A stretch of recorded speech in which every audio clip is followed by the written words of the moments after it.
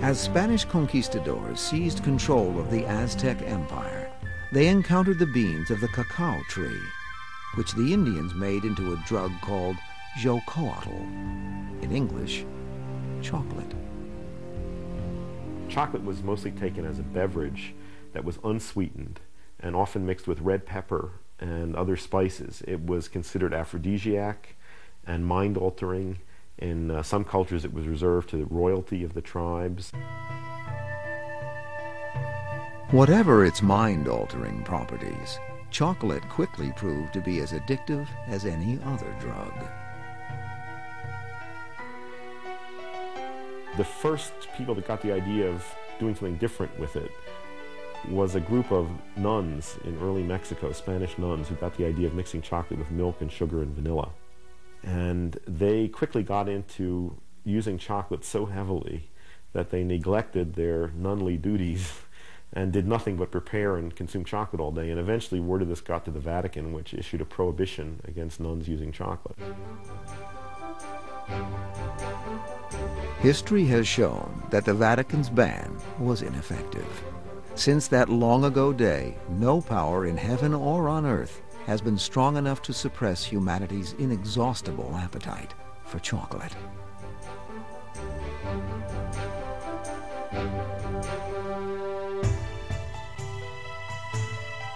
Europeans were equally astonished by another sacred substance venerated by Native Americans from Alaska to Tierra del Fuego. The Indians carried it in long tubes, which Europeans thought resembled muskets. These are lit at one end, and at the other they chew or suck or take in with their breath that smoke which dulls their flesh and intoxicates, and so they say they do not feel weariness. Those muskets, or whatever we call them, they call tobaccos. Father Bartolomeo de las Casas.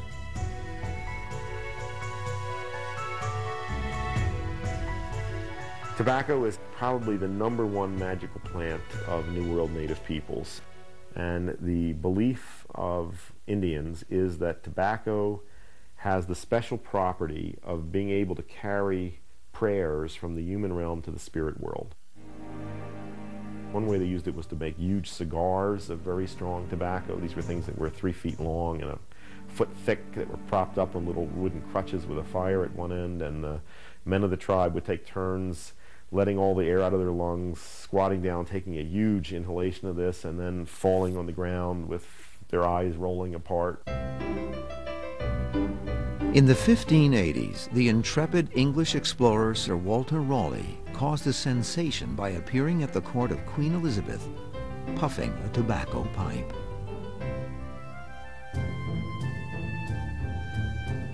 By the 19th century, all of Europe was smoking the sacred plant of Native America.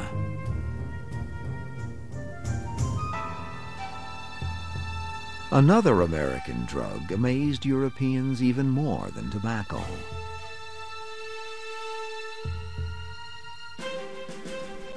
In 1532, 40 years after Columbus landed on Hispaniola, Francisco Pizarro and 168 soldiers defeated the vast armies of the Incas and took possession of the lofty, timeless land of Peru.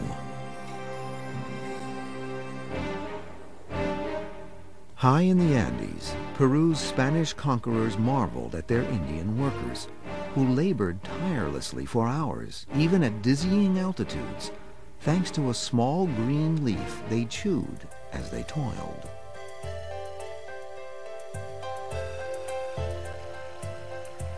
Today, over 400 years later, the peoples of the Andes still revere the ancient coca leaf, source of the modern drug, cocaine. It is used in all important acts, at births, at deaths, at funerals, at weddings, at signing marriage contracts. In the native context, coca leaf does not produce addiction. It does not produce the kind of mood problems that we see associated with cocaine. And I think this has to do with several differences. The first is that the content of cocaine in coca leaf is very low. It's taken by mouth, so the drug is absorbed slowly rather than going into the brain very rapidly as when you snort it or especially smoke it.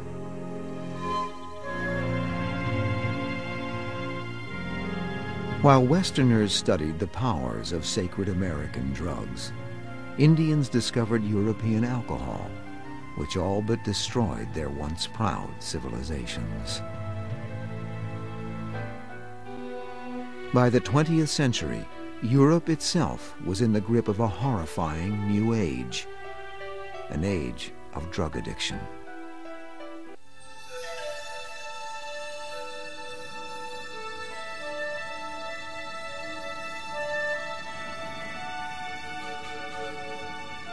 The Andes of Peru. Since ancient times, their majestic heights have harbored sanctuaries of the soul.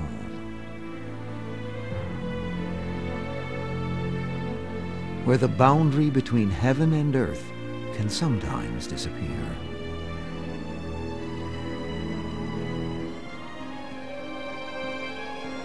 Hidden among these towering peaks, one remarkable place inspires believers to forsake the modern world for a perilous journey above the clouds and thousands of years back in time.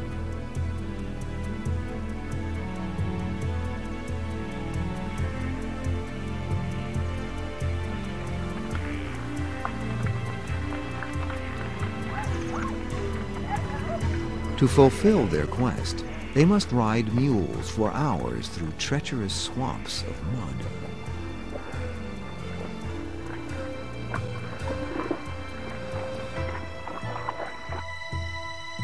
Those with the courage to persevere arrive at an isolated lake 12,000 feet high, known as Laguna Chimbe.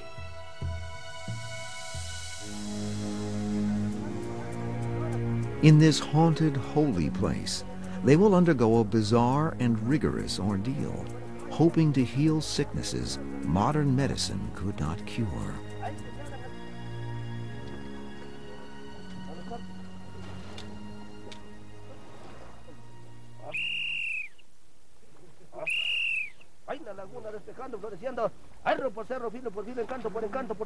A shaman prays to the ancient spirits of the Andes and ingests a powerful brew made from the San Pedro cactus.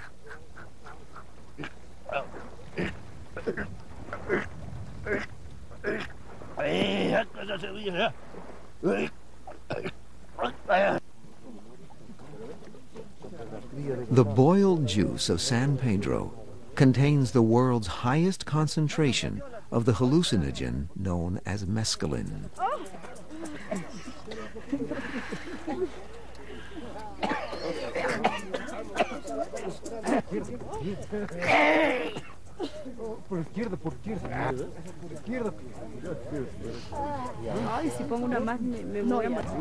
Under the influence of this drug, the pilgrims of Laguna Chimbe begin another sacred journey into uncharted regions of the mind. When I took the San Pedro, it was a full-blown psychedelic trip. The cactus is that agent which opens the door to another dimension, and the shaman is the gatekeeper to that dimension.